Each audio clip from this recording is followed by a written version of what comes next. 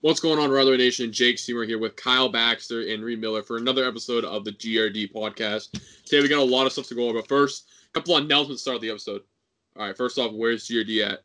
You know, GRD always out here, but yeah, he's not here, so I don't know where he's at. But no, GRD right now, he's getting ready to leave to Kansas City for the weekend. He's going to go see the Patriots play in Kansas City. So you guys definitely got to check out his page, keep up to date with his story and Ride the Way Media, just to keep track of all the stuff going on with KSC and Patriots this weekend. And also, stay tuned at the very end of the episode because we have a huge announcement to make about the future of this podcast and maybe possibly our first guest. So make sure you guys stay tuned towards the end of the episode to figure out that. But first, we got to talk about the Celtics. Recap of the Celtics bubble performance. Celtics, they lost in 6 games to the Miami Heat in the Eastern Conference Finals.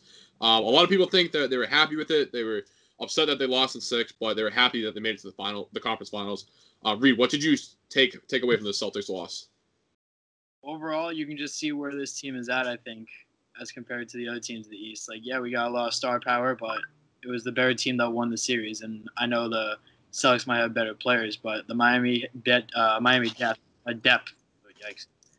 was just so much. It's what killed us. Like, it just goes to show that they exploit our weaknesses at each and every corner, especially at our bench. We couldn't really match their firepower. It also demonstrated a need for vets. Like, our bench is very young, aside from like Brad Wanamaker and Enes Kanter. Like, these guys don't have a lot of playoff experience or any experience for that matter. A lot of like rookies and second-year players. And there's also that closer argument, like we talked about with Jason Tatum and even Danny Ainge, like questioning whether or not Tatum's a closer. Like, it's that. It's a multitude of things. It's frustrating. They had about a week to sit on it now. But I would say the better team won, but you're looking at the finals as of yesterday and Wednesday, meaning game 1. Like, it was just so frustrating to watch, like, all these Heat players go down, watch them get blown out, and not help but think, like, oh, this would not be us. We would not be letting this happen. But we just couldn't get together for one series. One thing I want to talk about, I think you got to take into question with this is the heart of this team, because watching these games, I feel like they quit at the end of it. They started off amazing. Those first 2 games, they had a big leads and they choked it away. And then in the game 6-2, they had a decent lead midway through the 4th. It was a 5-point lead. And all of a sudden, Tyler Hero, he came in, he hit a layup. He hit a 3, and then he hit a jump shot from the charity stripe. And all of a sudden, we're tied, and they just kept shooting and shooting and shooting. And every time I saw that, I just kept thinking to myself, like, this is the easy way to go out. You guys aren't hitting shots, and instead of driving and forcing yourselves to get points, you guys just keep checking up shots. And Reid, I want to go off your point. You know, the better team did win. The Heat were a better team, but the thing that I'm always going to look at from this series is that talent wins in the NBA. And the fact that talent didn't win in this series just shows, like, this team isn't ready. They're not mature enough to go on to that next step yet. They don't have the experience. They don't have the vets. And like I said, they're not mature enough to go on. I hope it's a maturity thing, and I hope that's not how they are as a players, because if they're as a player, that's a huge problem. Because, now you're looking at down the line to blow up the whole thing, and it's a waste of time. But, hopefully... Late finish, my bad. I thought you were still going. All right, you were done. No, you were talking. I interrupted. Oh, all right. I don't know. That was something like where I saw it. Like, I'm hoping that's just a maturity thing and that they can mature out of it, and it's not something that how they play. Because, a lot of these players, like I said, haven't had a lot of that experience. So that was one big thing I kind of took away from the loss. I guess I kind of have, like, 2, like, takeaways off the points. Like, when you said, like, more talented teams win, like, we kind of talked about as a side. Like, I'm not sure how true that is anymore. I think it's just the better team that can win in a 7-game series, which goes without saying. But, like, I made the point, like, last year's Raptors team, yeah, the Warriors got hurt, but you can't tell me that team's more talented than the Warriors. I'll even go back to 2011 with the Mavs and Heat. You cannot convince me that those Mavs were better than LeBron in the prime of his career and D. Wade and Chris Bosh. Like, I don't know how much it is that talent wins. I think it's the better team that wins overall. And Miami was able to exploit that for 7-game series, especially against a much weaker Celtics team. I won't even call it weaker. I would say just not as deep because, yeah, we got that star power and, like, the top 5 people and Tatum, Jalen, Kemba, Marcus, and Gordon. But, like, aside from that, it's like there's a lot of holes in the attack that Miami was just picking us apart on each and every time down the floor.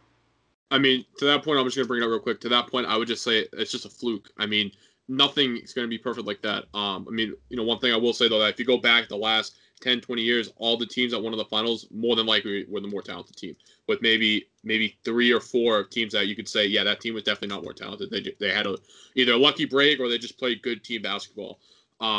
Because, look at so many teams like those early Lakers, even more recently, that Warriors team, still a dynasty right now, more talented than any of those Cleveland teams. So, but even, too, you can talk about the whole talent thing, but I really want to focus on the heart of the team because I really thought they quit. I want to know what you guys think about that. Kyle, what do you think about, like, their heart going into the game? Well, first, like Reid said, the Heat got absolutely thrashed game 1, lost Goran, maybe Bam, too, so... Yeah, they're I'll both say it now. What was that? Both ruled out for tonight's game. Fantastic. So basically, we as Boston fans have to just come to the realization and acceptance that Miami is not going to, beat them, and the Lakers have tied us for titles. So that's fantastic. More motivation. How can the Celtics not watch these games and be like, and then just like not be dying to come back here? Like this has to like light that fire that wasn't there in the Miami series. Like, it's gotta be like that, like kicking them being like, it's kind of embarrassing that this team's in it instead of us. Like, yeah, they beat us fair and square, but it's just to go off Jake's point, I don't know if it was like a heart for the whole series because I mean everyone remembers the post game 2 debacle where Marcus Smart throwing things. I heard it was Marcus Smart was throwing Tremont Waters at Jaylen Brown. Thought that was kind of funny. But I don't know if it was just the heart. I mean, I think most people would agree we got thoroughly outcoached. Spoelstra did an amazing job. And I think, Reid, you said this one time. Maybe it was in our group chat, but Spoelstra is not an underrated coach anymore. I think everyone sees him as being a good coach. So we definitely got outcoached this series. Yeah, it sucks. I don't know if it was the heart or just that, but it really stings because, like you said, I mean, we should be in the finals this year. It would hurt to lose to LeBron and especially LA, but it still should be us. It's a quarantine bubble, doesn't count. Quarantine championships don't count? No, don't say that. Don't say that because a week ago when the Celtics were in it, you guys are riding the coattails saying the Celtics are going to win it and it's going to count. And there was no talk of this title being diminished in any way. So I don't want to hear any of that because, and Reid, I know you're saying that as a little joke and you're kind of pointing fun at it, but I've seen on Twitter a lot of people saying the same thing, not in a joking matter. Because I've said to people like, okay, like, come on, like, funny joke. And they're like, no, like, I'm dead serious. Like, how can you say the matters? And it's like, you guys weren't saying that weeks ago. I mean, classic. I will say this, though. Like, I'm not saying it's an excuse. Like, yeah, they beat us. There's nothing we can do. But, like, I would even go back to, like, the Milwaukee series with Miami. Like, I'm not even sure if Miami gets past Milwaukee in front of fans. Like, Milwaukee's a really tough place to play. And, like, I don't think because this Miami team has, like, a lot of, like, rookies in their rotation. Like, Hero. Duncan Robinson's not a rookie, but he's a young guy. Like Bam, even like another like young player. Do they get rattled in like a playoff atmosphere for the first time in their careers? Like I don't know if that goes the way they want. Like they're definitely for sure a team that benefited from this bubble, no doubt about it. Because look where it brought them. Yeah. So I mean, one thing on that though, I want to kind of piggyback off that point. You mentioned earlier, Reid, in the podcast, like a couple episodes when the bubble first started, that the better shooting team would win, and the Heat were the better shooting team. I think they're one of the best in the bubble. So it, once again, it goes off your point where you said earlier, like the better shooting team, no matter what team it is, whether the Lakers, the Celtics, whatever team, if the Heat shoot better than anybody and they're a really good shooting team, they prove that, that's something that's going to carry them. And it's something that you said earlier that kind of brought me back to it. I was going to say, I don't remember making that point, but I'm sure that goes without saying. Yeah, the person who makes more points than the other team will win the game, Jake. No, 3-pointers. Did I say points? I meant to say 3-pointers. No, so you said shooting. Well, like, yeah, whatever. Yeah. The team that scores the most points at the end of the game will win the game. Sounds like a Bodak Bowl take right there. I don't know. I mean, I don't. Yeah, you go. No, you go if you want. I guess you can't really dwell on this too much. Like it's over now, done with now. It's been about a week. We're on to bigger things. Not even bigger things because we're not even championship, but we're on to other things. We're rebuild, not rebuilding, but we're reloading for next year in my eyes. Yeah, I mean, I don't want to beat them while they're down, but all I'm gonna say is that I just find it funny with this team. All the green teamers out there that thought they could come back from the 3-1 deficit. I knew as soon as they lost and they were down 3-1, they were done. Yeah, but it's not fun to think like that. Like I haven't. Yeah, but I'm thinking from a perspective of taking myself outside of the big Celtics fan and think about it realistically. Okay, why did this team not do good? Why didn't they underperform? Because I've said it before and I'll say it again. They didn't make it to the finals this year. That's a bust. You needed to go to the finals this year. That was it, right? I will say this. It's like the goal coming in. Like think about because this literally a year ago, since the season started. Like think about where the team was a year ago. Like you trade out Kyrie, Horford, Rozier, Marcus Morris, and you bring in Kemba Walker and you bring in Enes Kanter. Like think about where the expectations were there, and like it's a long season. So like for like what Eastern Conference Finals, like anything better than a second round exit is literally by definition improvement. Like by default, we improved off last season. I was gonna go off with I came into the year thinking it was either Eastern Conference Finals or Finals, and I thought they would go 7 in the conference finals. I didn't think they'd lose in anything less than 7. Like I say, there's like goals change. Like you get past you get to the Eastern Conference Finals, and then like the next goal is what, championship? You don't get that. That's a failed goal. I wouldn't call the whole season a failure now, though. I'm not saying no. I'm not saying that because they didn't win the NBA Finals it was a failure. I'm saying the fact that they didn't get to the finals. Yeah, it makes it a failure. Yeah, right. Yeah. Because I think the biggest thing was that if we played Milwaukee and we lost in 6 to Milwaukee, I would have said okay, this is totally different because I expected to lose to Milwaukee, but Milwaukee wasn't in it, and it was a Miami Heat, Boston Celtics Eastern Conference Finals, and you were the better team going into it. Every analysis, everyone had you over this Miami Heat team, and the fact that you lost, and not like if you lost with a buzzer beater in Game 7, you'd be like that was ridiculous. You still should have won, but you know what? Tip your hat off, right? Good shot, right? But the fact that you lost in 6 games, and honestly, you probably should have lost in 5 or 4. It's just something that you look at, and it's like, why? Why did you guys so underperform? And there's a lot of stuff we talk about. I mean, we're going to move on to the free agents and the offseason moves that this team could make. I kind of have a little one that I think is going to trigger some people, but we'll get to it when we get to it. But right now, we're just going to go through. I have written down on this little sheet of paper all the people that are going to be free agents heading into this offseason. And first one on the list, we're going to start from, I guess, like the more less ones and the more notable ones later on. We'll start with Kyle Baxter's man. And the one that Ryan Babican has tattooed right here. Taco Fall is a restricted free agent. So do we think that the Celtics pick up Taco Fall again? Well, we'll look at this upcoming draft. How many first-round picks we have? Like 3, I think. So yeah. It kind of falls along that question. Like, what does he do with that? Does he like draft and stash? Does he try to like package them in a trade? Like, there's a lot of people coming in this upcoming draft class for the Celtics, and then you got all these second-year players, these non-guaranteed contracts, and these players coming off the books. You would love to see Taco come back. Maybe you hold on to him in the G League if you sign to a contract there, but it's not the most popular move, but I'm not sure if we'll see Taco Fall back in Boston. Will they keep him? No. Should they keep him? Oh, God, yeah. Simple enough. I like Taco. I think he's just a good, funny guy to have around the court. But one thing I didn't know about this team last season, and this is kind of weird because, like I said, the year ago, this month we were starting the season, but the last year with Kyrie, I felt it was not taken. I don't want to say it was taken too seriously, but there was so much stuff going on that made it like not fun, and it wasn't fun for the guys, and they couldn't really goof off and do the stuff that they wanted to do, right? And I feel like this year there was too much goofing off, like too much of that, like. You screwing around off the court kind of thing, and I feel like because think about it, like in the bubble, you always saw them doing stuff like that. Like what was one of them? I feel like they were always, you know what I'm trying to say, like. He's giving me that look. What? A team last year that had no chemistry? Are you saying now that they have too much? No, they had good chemistry, right? But I'm saying I feel like I don't know, maybe they're a little too goofy. I don't know. And I feel like Taco Fall would kind of played into that role because he was kind of the media guy. He was the media guy. Like everyone wanted to see Taco Fall play. And it was kind of like the goofy thing to do. You're up by 30 points in the game, put in Taco Fall. If anyone, to get to your point, not that I believe in it, I have no idea what you're trying to talk about, but it'd be Cantor, I think, or probably Grant Williams or someone like that, like known. Yeah, like, that's true. I would have given it those two.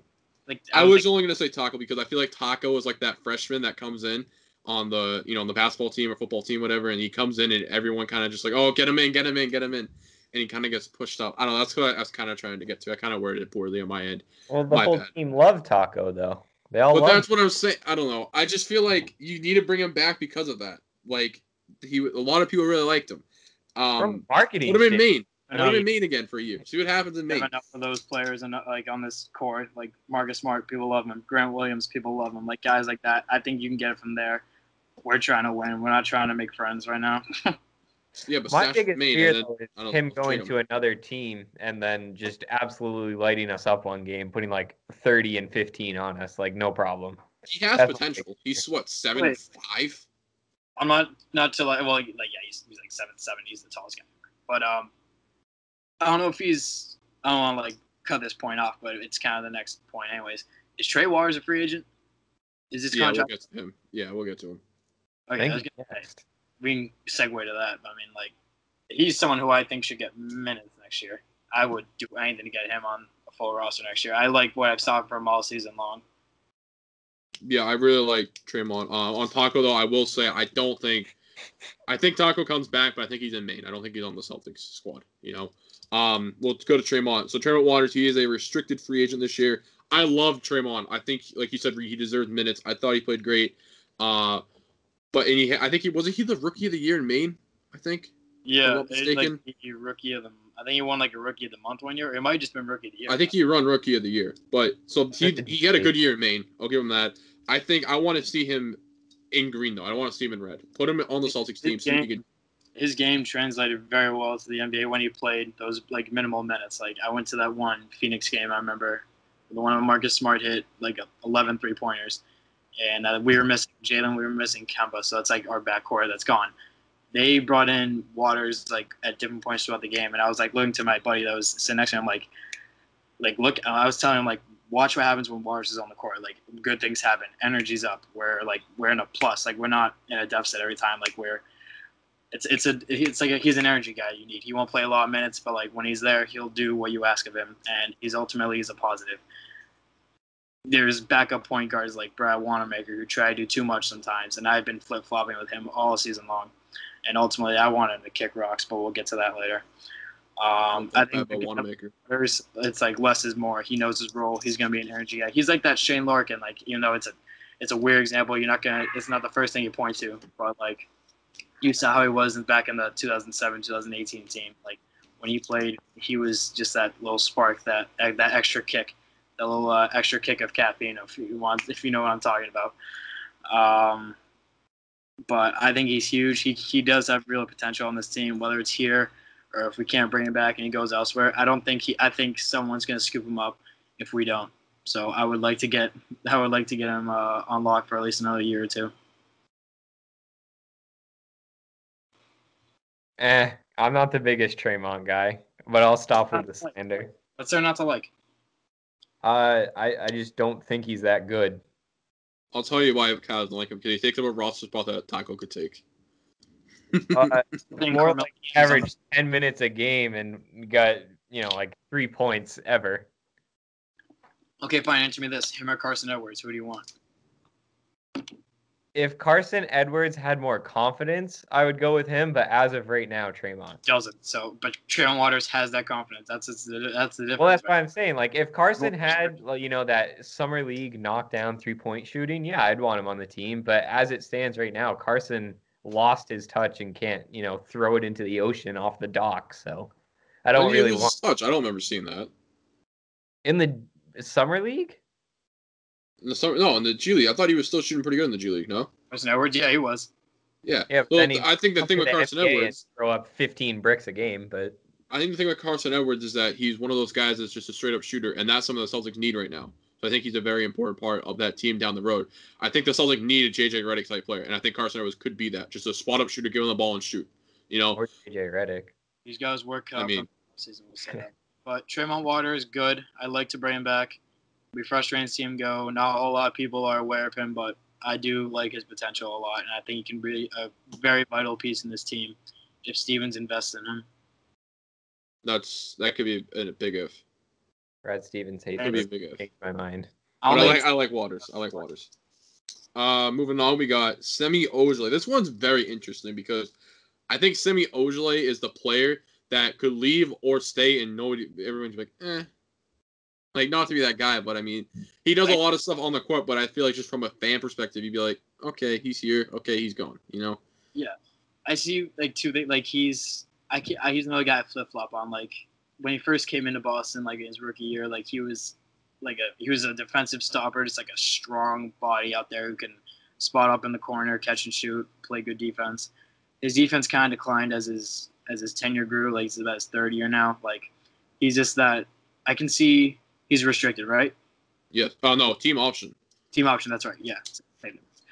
Not all actually, but I can see them bringing him back into the fold as like a continuity sort of thing. Like he's in a weird spot where he's like that 30-year veteran almost. Like he's a young guy, but you feel like he's been there forever. He's like that end of the bench.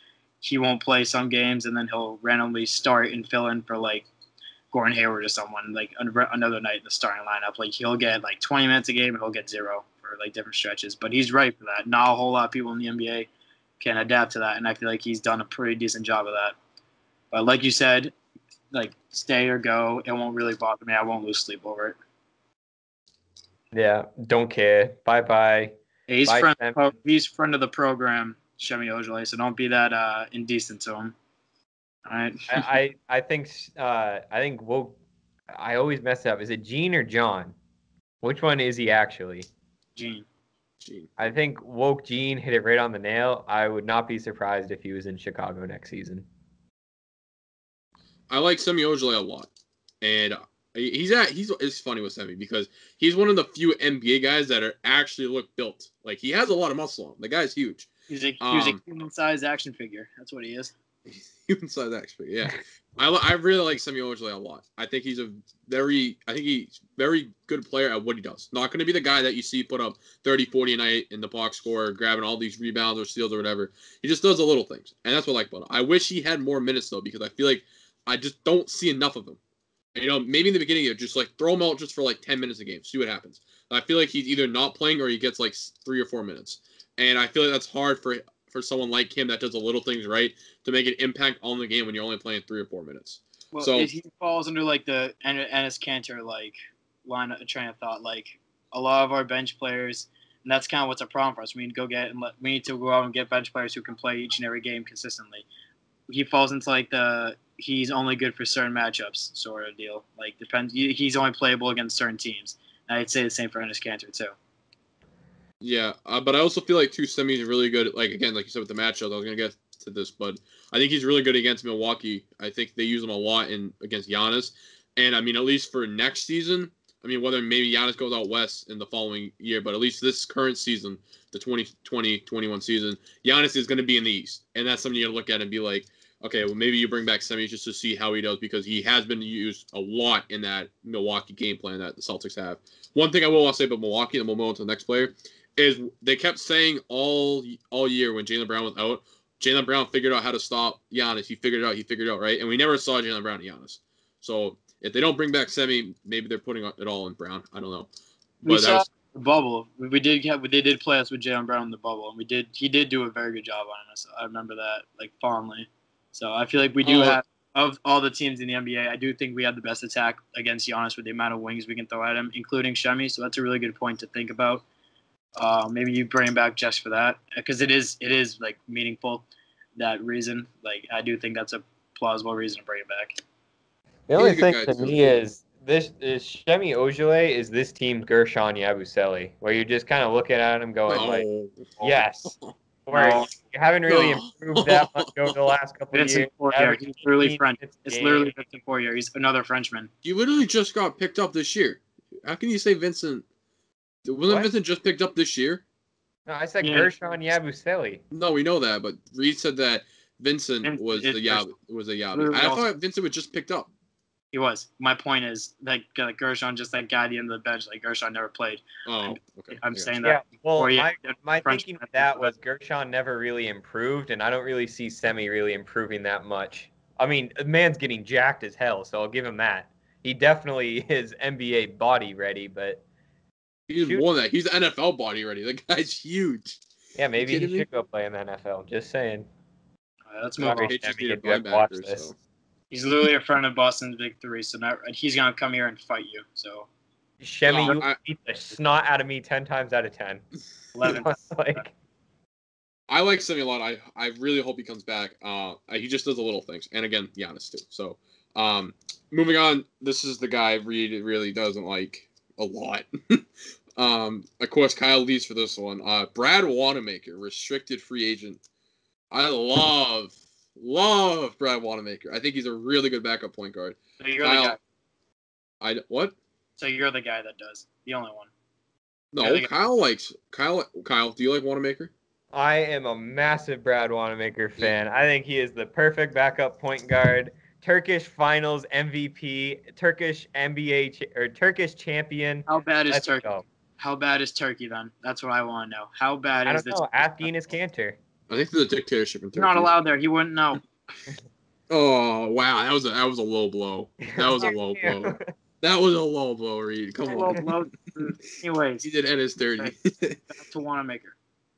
I do not. He can kick rocks for all I care. What's he worth? He's getting like the 1 point something. I think it's like 1.9. I think is his bird right. I think. Perfect. Like that, Sounds good to me. Yeah, sign it. Book it. I mean, it's cheap for like the production versus like the production value cause, but like then again, when he's on the court, like he just does so he tries to do so much that really you just don't ask of him. Like I don't know why we do this. I don't like rolling on the floor together, but when it's him and Kemba sharing the floor, like it just like rubs me the wrong way for whatever reason. Like it's Brad when he's literally sharing the floor with Kemba, he tries to do too much of what Kemba can do. That I think it just kind of brings the offense to a halt. Like, that is a good point. I think he just dribbles the air out of the ball and he ends up just bouncing it off his foot and turning it over. Here's my favorite. Oh, you can't even see it. I can't see. You have a green screen. Yeah, it's going. My favorite account that follows me, Brad Wanamaker Fan Club. I am a proud member. Jake, I also have a question for you. Is there one player on the Celtics you don't like? Because all I'm hearing is, oh, I love them. I love them. You know, you talk about the green teamers, and I think you might be a green teamer, Jake. No. Wow. You're going to throw that one at me. I've said some stuff that really piss off green teamers, and I know a couple of you guys have gotten pissed off at it. One thing I will – not calling you guys green teamers, by the way. Just saying some stuff. But anyways, Brad Wanamaker, I love him. But, Reid, I will say the point that you brought with him and Kemba both being on the court. I don't put that on Brad Wanamaker. I put that on Brad Stevens. That's not Wanamaker's fault that Stevens puts them both on the court. You know, like – that's not where Wanamaker should be. Wanamaker should be coming in for Kemba, not going in for Brown, and you get Kemba and Wanamaker. Well, yeah, I'm not. That's beside the point. But what I'm saying, when Wanamaker's literally on the court, like when he has the ball, making conscious decisions, he makes constantly seems like he's making the most questionable, most complicated decisions on the floor, and it hinders the offense. It slows it down the rhythm that the rotational players try to build. And I just think he should be as good as gone. Yeah, Wanamaker does lead the league in free throws, though. So I mean, that is something taken into account. We'll find any other NBA player to make free throws. Yeah, but he leads it like 92% or something. Okay, cool. Hey, yeah. My name at end of the game. Now, these next two players, especially the last one, are players that are going to could take up a decent amount of money. The last kind of 1, 2, 3, 4 players, they're kind of the guys you could pay a couple million for, right? First one being Enes Kanter. He's a player option. And before we start talking about Enes Kanter, I think he opts out and he's gone out of Boston because I don't know if you guys saw his Instagram post, but he had a very cryptic Instagram post and he was like thanking the fans. And you could take it how you want. You could say, oh, he's just thanking him. He's going to come back. But the way I read it, the way I perceived it, was it sounded like he's gone. Like he's leaving Boston because he thanked Boston in general. He didn't thank the fans. He thanked Boston. So here's the thing about Kanter. When you signed him, you knew what you were getting. You knew he wasn't going to be – he can't even guard a traffic cone on defense. Like, you knew what you were getting him for 1 year and $5 million. I am hoping that that's the case if he is planning on walking away because that'll free up just a little bit of extra cap for a team that is going to, I think, suffer a little bit from this cap hit that the NBA is going to hit. But we'll talk about that later. I think if that happens, it obviously allows more room for Robert Williams to get a more prominent role in the team because I think that's going to be huge next year. And that him sharing minutes with Kanter, I think, kind of put a halt to that a little bit. But I knew what I was getting with Kanter. He could rebound, can't really defend. He's very good at finishing under the hoop, but I think his services are no longer required for Boston. I'll just say that much. I hope we keep him. I like Cantor a lot. I mean, he is instant production. Is that what you want to call it? Yeah, I mean, he immediately comes in. You see him get points under the basket, get them offensive rebounds. Off the bench, that's all I want. I mean, I'm not looking for a big defensive guy off the bench. Do I think he should start? No, I hope we have someone other than Tice starting next year, but I think off the bench he does fine. Well, one thing I'll say about Cantor is I like Cantor as a player, but I don't think he fitted in Boston well. I would like to see him leave. Not only just because, like you said, read the cap, but this thing is in the best interest for both him and the Celtics. Just opt out and leave. I think he's a great player, though. I think he could do a lot. I mean, he was very useful in those OKC days. He has the game he can play. I just don't feel like he fit in the Celtics because the one thing with the Celtics is that we didn't need scoring, we needed defense, and that was one thing that he kind of suffered on. So, Ennis, I love you, man, but you please opt out. Like, give us some more cap. I will say though, if Enes Kanter opts out, because I don't know why everyone calls him Ennis, just to acknowledge his name sounds like penis. That's what it is. But if he opts out, then I guarantee Taco Fall follows him wherever he goes. Him and Taco are like brothers nowadays. Take him. Take both. No. Take might be worth watching Enes Kanter go. I'll just say that much. I mean, I wouldn't miss either one of them. I would miss Enes Kanter as a fan of the NBA in general because, like I said, I think he's a good player, and he fits on a lot of teams, but he did not fit on the Celtics team, and I would not miss him as a Celtics fan. The last guy, the very last one that we got going for this year, Gordon Hayward. He has a player option. I mean, let's just all say he's opting in because he's not getting that money again. No offense, Gordon, but you've had some crazy injuries. You're not seeing that money again, so opt in to secure your bag. I mean, geez, talk about an upset of a contract, though. I mean, yeah, it sucks to say it, but it's the truth. Thanks, Jake. I mean, hey, you want to talk about not being a green teamer? I mean, green teamers don't shit, I believe. I love Gordon Hayward, and I was super excited when he got him, but it just sucks. He's had such a crappy injury history. It's just from freak crazy injuries that it's just like, how does that even happen? Like, you had obviously the one against Cleveland in the 2017. You had the one, the bubble, which killed us. And then you had the wrist one earlier. He had his fingers a couple times. Yeah. He's had his other ankle. Like, it's just so many. Yeah, the Cleveland injury, obviously the bubble when he rolled his ankle, and then the third one was when he ran right into LaMarcus Aldridge's chest and broke his hand. He also broke a couple fingers. He was out for a little bit too. Oh yeah, well that's fingers. You got 9 more. Yeah, but it also throws off his rhythm, you know. Here's the thing. I put out a post this week about Gordon Hayward, and I I felt like I wanted to get stuff like off my chest because I feel that like Boston. First of all, Boston fans are very toxic. I'm one of them. I'm a very toxic fan. I think that goes without saying. I think all Boston fans are, whether you like it or not, just the truth. They want to like put the blame on him for like not showing up at all in Game 6. Like, yeah, there's other things. Kemba didn't have a great series. He didn't really have a good playoff run altogether. Tice was a non-factor in that game too. Like, we just didn't have it. And to put that on Hayward's unfair. Like, he's done so much for you. We rushed him to get back. We did rush him, but he also it was his decision all in all. But I just think like it's for a team centered around luck. He's been one of the most unlucky players in franchise history, just like these 3 freak injuries. But what I was saying was when I said that, like, it's been a very long season. Like, think back to how he was this regular season. It was his best in Boston. Like, he was a factor. He was, before he broke his hand, like, there was all-star buzz around him that was legitimate. Like, he was getting legitimate all-star consideration. I do think that he is crucial to this core. You might think that his play style is a little redundant for what we're trying to build with all these wings, but he's that facilitator, that steady pace kind of player that we need for this team, especially with our young guys and Jalen and Jason ready to take that next step. So I wouldn't be opposed to him coming back and playing next year in green, no matter what other fans might say. But as far as trades go, I was saying that I'm only willing to trade him for the right deal, and I'm not sure what that right deal looks like for this team. That's fair.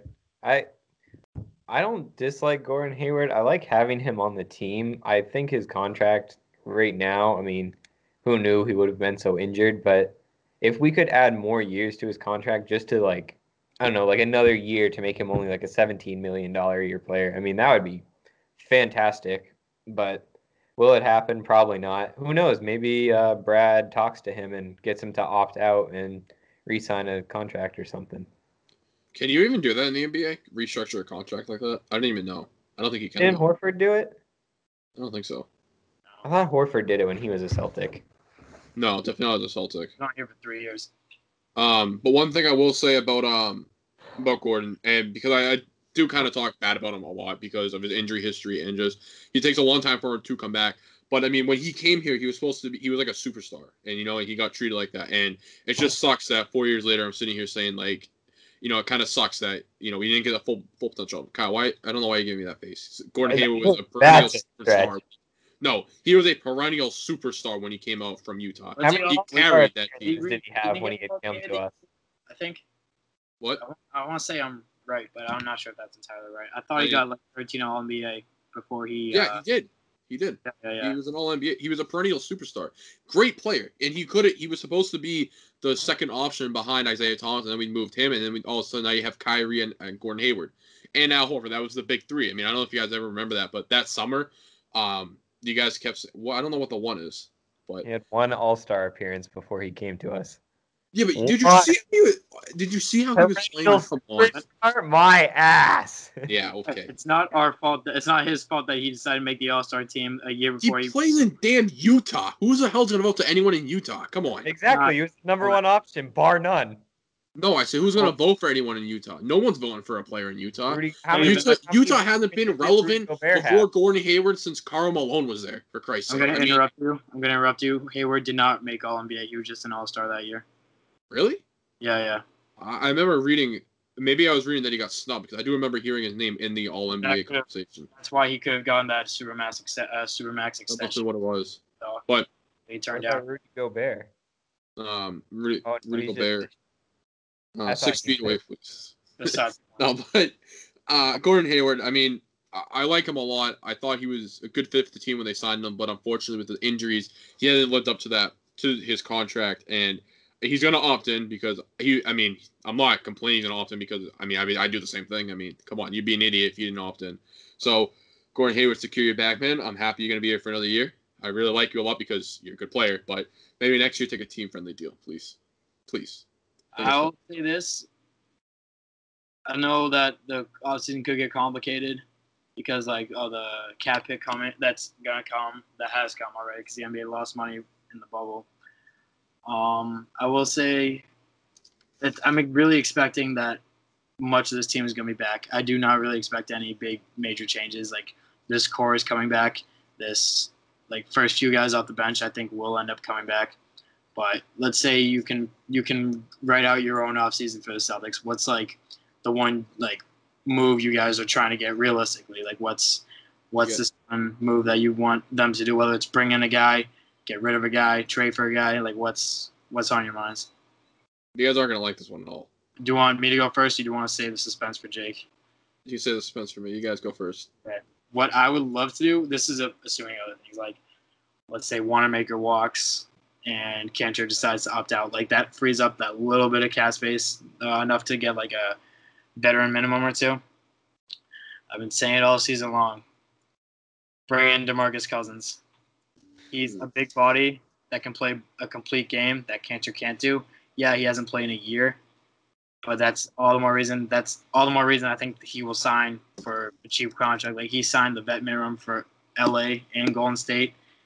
He probably won't even start right away. You can't really expect just throw him into the fold like that. He'll be in production off the bench and then work his way up to a starting lineup, starting position. I feel, and he's that massive 6'10", 6'11", 7-footer that Cantor is, that can play the complete other side of the game while also having a lot more production on offense. The other one, I feel like this could go hand in hand. I'm getting crazy with this, I know.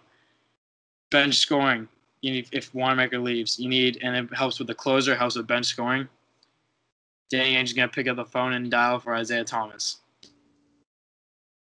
You have to bring back Isaiah Thomas. I'd love to see that. Yeah. That's the fan in me. I feel like at this point, why not? You need that closer. You need bench scoring. We were literally 29th in the league in bench scoring. I think it was like 25 points a game from the bench. You can't have that at all. You're second to last. That problem goes away with Isaiah Thomas. He's not the player he once was, yeah, probably. But that play style doesn't just leave, especially even though he's 5'6" or whatever. Yeah, that doesn't go away, especially with his mentality. I'm willing to give him another shot. He's ready. He's begging to come back. I don't know if you ever see his social media, but he's literally said openly that he wants to come back and play for the Celtics. Make it happen, Danny Ainge. Can we start a petition on that? Is that possible? Let's start one up. Change.org petitions never work. Let's make this the first one to work. Yeah. Time to ruffle some feathers. I'll start with saying that I agree with what Reid said. Different players, but I agree with what he said. I think you trade Tice and someone else on the Celtics. I don't know, some little runt like Tremont Waters. He would fit well actually.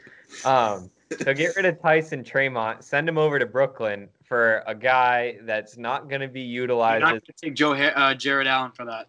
Or Karis LeVert. You're not getting anyone from Brooklyn. I would say I think Tice and someone else, get Jared Allen out of Brooklyn. No, put him on the Celtics. It might. You never know. They have who is it? Oh, they have DeAndre Jordan. He's going to be their starting center. So you're talking like Brooklyn is like this crappy team in it right now. They're going to be they might win the East. The Nets are not going to finish above a 4 seed next year. They're coming back with Kyrie and Kevin Durant. Kevin Durant, before he got injured, was the best player in the league. They're going to have coaching. They're going to have coaching problems before the season even started. Did you listen to Kyrie Irving yesterday? He even said that, quote, he's like, he doesn't see this team has a head coach. Like, what? What does that even mean? No. He said he don't think the team needs a head coach and doesn't see a head coach. Yeah, sounding like GRD out here. You sounded like an idiot. You sound like Kyrie Irving. But anyway, so also, did you see the shot at LeBron he took? Oh my God. Brooklyn. Get him out of there. Okay. And second, there is one guy in free agency. We talked about it earlier in the episode. 3-point shooting. Sign Kyle Korver.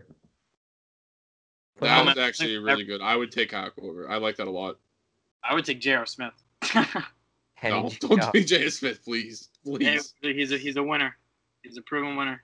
Yeah. And he'll get another ring this year. Hennessy. But no, I like that move with Kyle Korver. I would have preferred a JJ Redick, but he has a player option, so maybe he opts out of New Orleans, but who knows? All right, make me have a heart attack. Yeah, you guys are gonna kill me for this one. You're gonna get pissed. I think you shop smart, and I think you shop smart and just test it, just see what you can get. Because like we said, the Celtics need a big man, right? They need the big man, and I think if you shop smart just to see what his value is. He has that really good team-friendly contract. Just shop him. See what you can get. Depending on the deal, if it's the right deal, trade it. Jake, this is not me being a green teamer. I think I'm representing every 99.99% of Celtics fans, and you're the 0.01. No, I know a lot of people I love Smart. I think he's a good player. Not win a championship without Marcus Smart. I think you shop him. I honestly think you shop him. Not win a championship without Marcus Smart. I don't know. I don't think it would hurt to shop him. What's the target? Like, who do you think we could get for Marcus Smart? Like, yeah, you can get a lot of people, but if defense was as valued as offense, this guy's an all-star. Yeah, I'm not saying he isn't, but I'm saying I think you could package him with. You have him for a steal. If you could paid defensive guards max money, he's worth max money. But for the contract amount, that's something you hold on to. That's a steal. What if you can trade him, and we'll say him and Tice, a couple of picks, and we'll throw in like a Semi Ojeleye or a Brad Wanamaker, right? Well, then get like Anthony for Bam Adebayo. You can go get Karl Anthony Towns with that. Like, I don't like. What about Bam? You could get Bam with that. I don't want that. I think you could get Bam for a lot less. That's what I'm saying. So if the primary deal is surrounded between Smart and Adebayo, I don't know how you don't look at that and consider it at least. Maybe that triggered me a little bit. You were right. Yeah, I know. Thank you. I told you. A lot of people hate that, but I think that's someone you look at, Smart for Adebayo, because you need the big man. You most certainly do. That's not how you go about getting it. Trading your he's the corner piece for us. I don't think he meshes good with Tatum or Brown. You're the only one that thinks that. How does he not? He freaked out in that game too, and I mean, what happened after that series? They lost in 6. Don't get me wrong, I love him, but he's the type of guy that would have been good on that 08 team. He's not good on this soft 2020 team. This team doesn't. Yeah, you called me a green teamer earlier. You don't ever say that again. No, wait, no, for real. Time out, because you even said you made that weird KG comparison a few episodes back, saying he can be that guy and that he is that guy. Now you're backtracking. Yeah. I'm like, what? No, I'm not backtracking on that at all. He can be the guy. I love that. Damn. That's how it is. But you're telling me if Kevin Garnett was on this team, he wouldn't scare the living hell out of these players? No, we wouldn't want to. I don't think Smart. We had KG. I don't think Smart's that guy. I don't think he meshes with them. I just don't. I don't know. I saw it in the bubble. I don't know if Smart meshes with that. And I think you gotta maybe you wait this year, but I don't think the core with Smart. The core isn't Tatum, Brown, Kemba. It's Tatum, Brown, and Smart. And I'm curious if maybe Smart doesn't mesh with the other two. And would you rather move on from Tatum and Brown or or Smart instead? I don't know. I don't know. I feel like you at least shop them. Whether you trade them, it depends on the deal. I've never pronounced taco like Smart. That's a weird way to pronounce taco, but no, that's Tatum, Brown, and Taco are the future. Just saying. Shop them.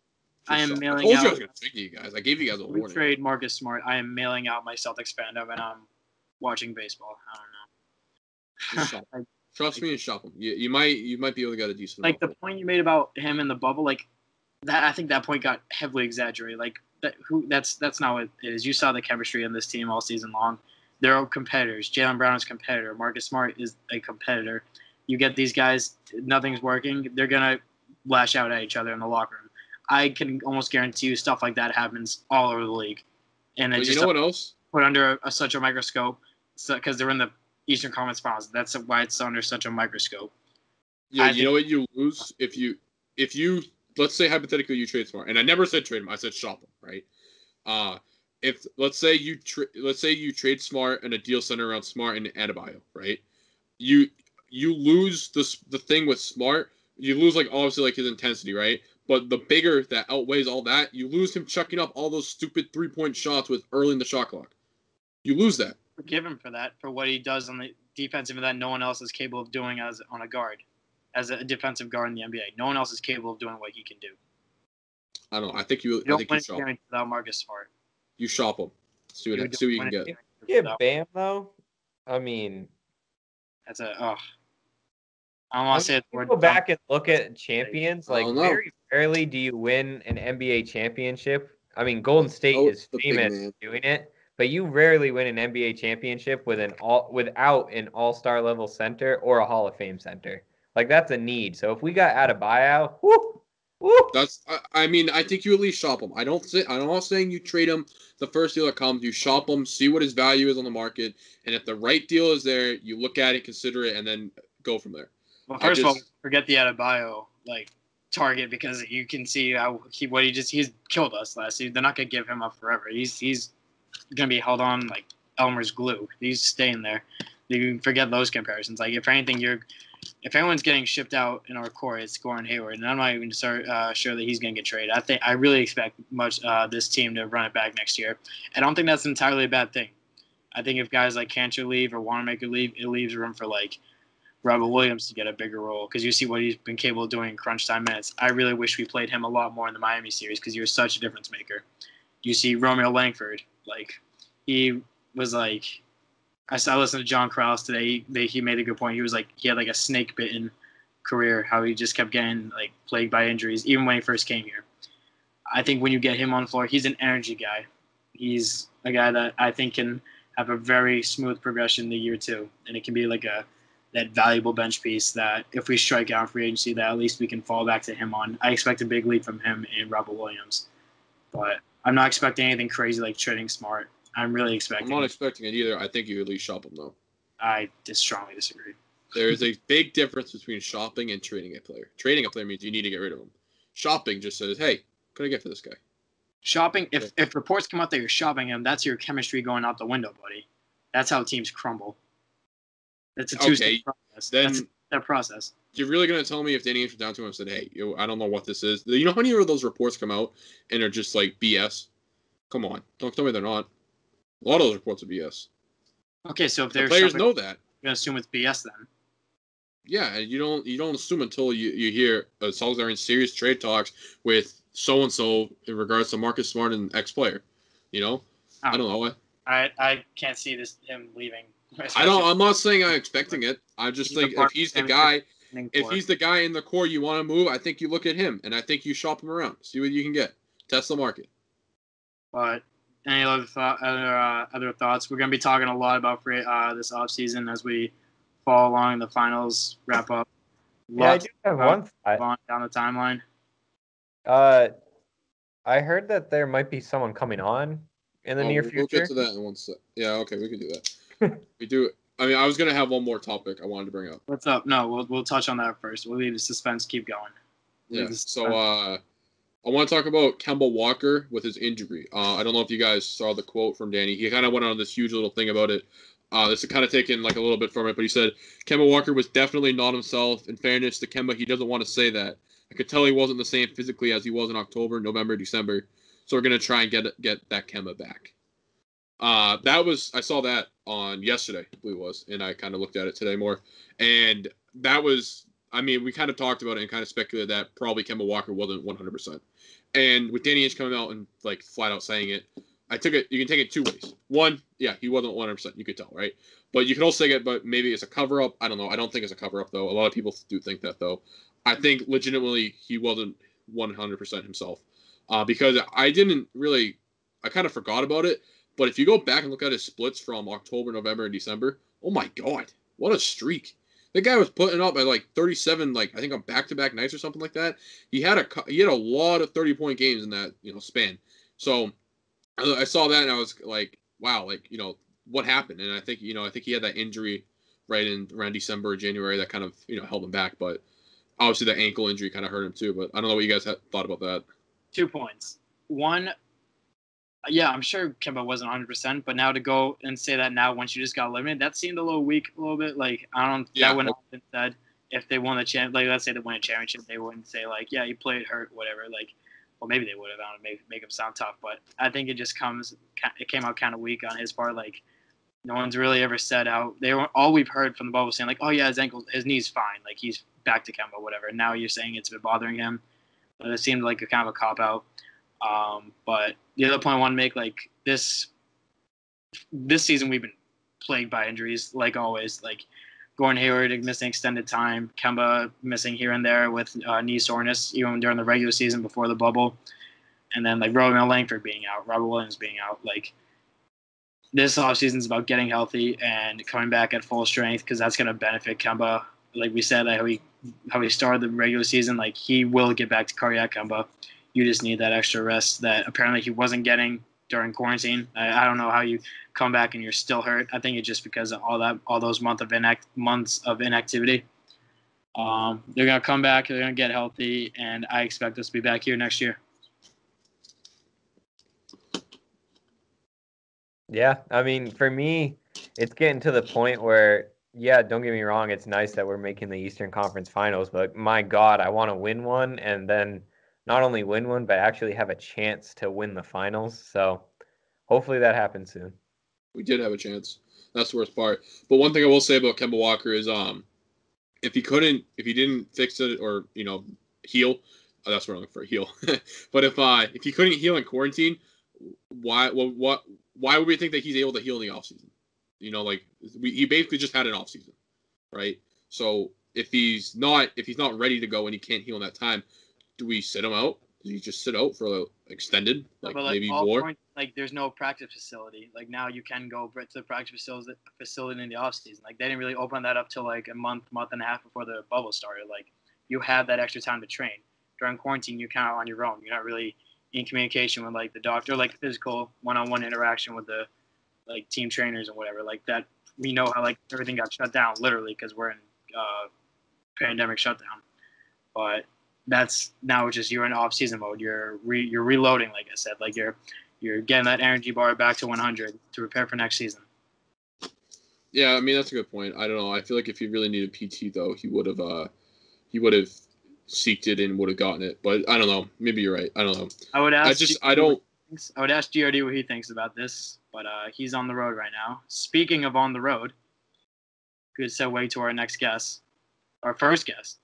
You heard him on the radio, the voice of the Boston Celtics. Next week we'll be having Sean Grande on as our first guest for GRD Podcast. Very excited for that. We'll talk to him about a little bit about his upbringing in media, and we're just gonna talk Celtics with him, see what he thought about our playoff run, and it's gonna be a good time. We're excited to bring him on. Thank you for agreeing to come on.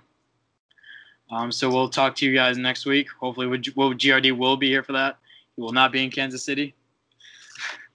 He'll be on the good side in New England. GRD will be back in town. Yeah, Sean Grande coming on.